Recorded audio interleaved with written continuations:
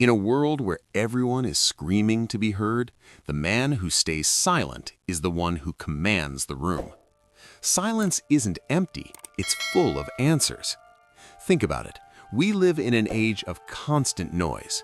Social media confessions, endless explanations, everyone competing to be the loudest voice in the conversation. But here's what the ancient Stoics understood that modern society has forgotten. True power doesn't announce itself, it simply exists.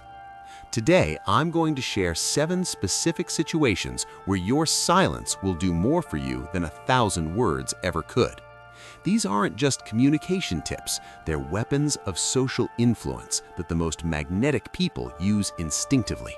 Stay until the end because situation number 7 is the one most men get catastrophically wrong. Before we dive into the 7 situations, you need to understand what silence actually is. It's not weakness, it's not having nothing to say. Real silence is strategic restraint, the conscious choice to withhold your words when every instinct screams at you to speak. The Stoic emperor Marcus Aurelius wrote, "If it is not right, do not do it. If it is not true, do not say it." Notice he didn't say, "if you feel like saying it." He understood that most of what we're tempted to say serves our ego, not our interests. Silence creates 3 things that talking never can: mystery, respect, and space for others to reveal themselves. When you're silent, people lean in, they become curious, they fill the void with their own projections, often seeing you as far more impressive than you might have presented yourself. Modern psychology backs this up. The Zeigarnik effect shows that people are more attracted to incomplete information. Their minds literally can't stop thinking about what they don't know.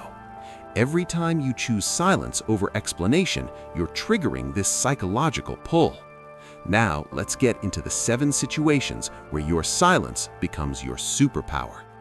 The first time you must remain silent is when someone accuses you of something untrue. Your immediate instinct is to defend yourself, to explain, to prove them wrong. Resist it. Here's why. When you rush to defend yourself, you signal that their opinion matters more than your own self-knowledge. You've already lost the frame.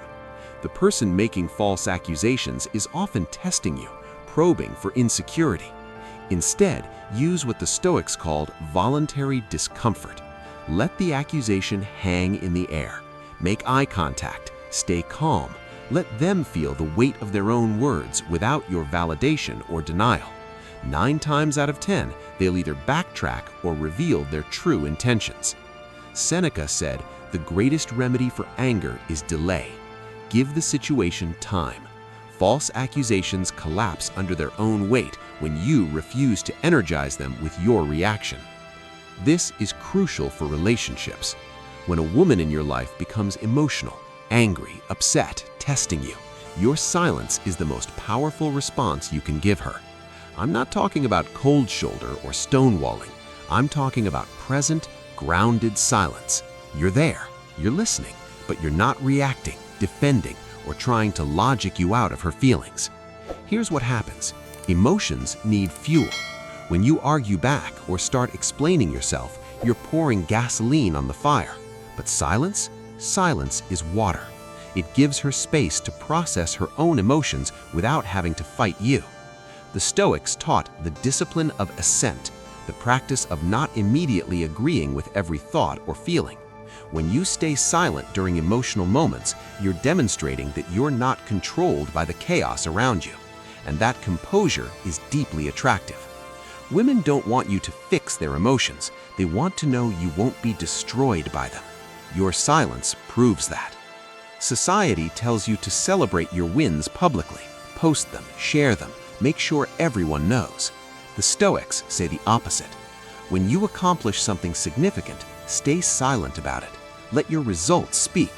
There's an old saying, those who know don't speak, those who speak don't know. Oversharing your achievements does 2 things. It makes you seem insecure, like you need external validation, and it removes all mystery. People are far more intrigued by the person who quietly dominates than the one who narrates every victory. Epictetus taught, Wealth consists not in having great possessions, but in having few wants. The same applies to recognition. The person who needs everyone to know their accomplishments is poor in self-assurance. The person who's comfortable in silence is rich in self-respect. Why did you do that? What were you thinking? Where were you? These questions often come loaded with judgment, and your instinct is to launch into an explanation, to justify your choices, to make them understand. Don't. Adults don't explain themselves to other adults unless there's genuine harm or misunderstanding. When someone demands an explanation for your personal choices, they're trying to establish authority over you. The Stoic response is elegant.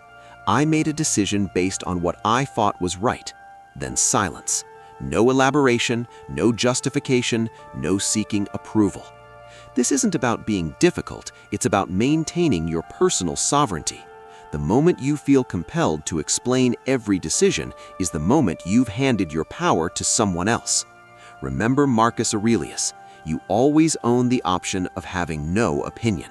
You also always own the option of offering no explanation. When people around you start gossiping about colleagues, friends, or people in your social circle, your silence is not just powerful, it's honorable. Participating in gossip might feel like bonding, but it's actually bondage. You're training people to see you as someone who talks behind backs, and if you'll do it about others, you'll do it about them. When gossip starts, simply don't contribute. You don't need to preach about it or make others feel bad, just don't add fuel. Change the subject or stay quiet. This silence does something remarkable. It builds trust. People notice, consciously or unconsciously, that you don't traffic in other people's business. You become the person others feel safe around, and safety creates loyalty. The Stoics valued integrity above popularity. Your silence in moments of gossip is your integrity made visible. In new relationships, romantic or professional, people will probe. They'll ask about your past, your plans, your vulnerabilities. And modern culture says you should be open and authentic. But the Stoics understood something deeper. Mystery is magnetic. Premature disclosure destroys it. When someone asks personal questions before trust is established, you're under no obligation to answer. A simple, "I prefer to keep some things private," or a deflection with a smile is all you need. This isn't about being difficult, it's about maintaining your personal sovereignty. The moment you feel compelled to explain every decision is the moment you've handed your power to someone else. Remember Marcus Aurelius, you always own the option of having no opinion. You also always own the option of offering no explanation. The final mistake that costs men the most respect. You make a clear, strong point in a conversation or negotiation, and then you keep talking. You elaborate, you add caveats, you weaken what was already strong. The Stoics had a principle: enough is enough. When you've said what needs to be said, stop. Let it land. Give it weight through your silence. Watch master negotiators. They state their position and then go completely quiet.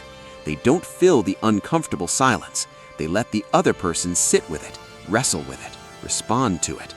Most people are so uncomfortable with silence that they'll say yes just to end it. But beyond tactics, there's dignity in knowing when you're done speaking. Every additional word after you've made your point dilutes your message. It signals doubt. It suggests you don't trust what you just said to stand on its own. Marcus Aurelius wrote, "Do what is necessary, and whatever the reason of a social animal naturally requires, and as it requires." Say what's necessary. Then embrace the power of the pause. These 7 situations are your training ground. Each time you choose strategic silence over reflexive speech, you're building something the ancient Stoics called an inner citadel, an unshakable core that doesn't need external validation. Silence isn't about being mysterious for its own sake. It's not a manipulation tactic. It's about self-mastery.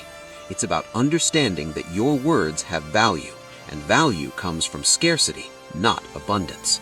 The world will pressure you to explain yourself, to defend yourself, to share everything, to fill every silence with noise. That pressure is a test, and your silence is the answer. In relationships, silence creates attraction. In conflict, it creates resolution. In achievement, it creates respect. In conversation, it creates power. So here's your challenge. This week, practice silence in just one of these 7 situations. Notice what happens. Notice how people respond. Notice how you feel when you resist the urge to speak. The Stoics believed that wisdom begins in silence. Maybe it's time we stopped talking and started commanding the room. If this resonated with you, subscribe for more Stoic wisdom applied to modern life. And remember, the most powerful thing you can say is sometimes nothing at all.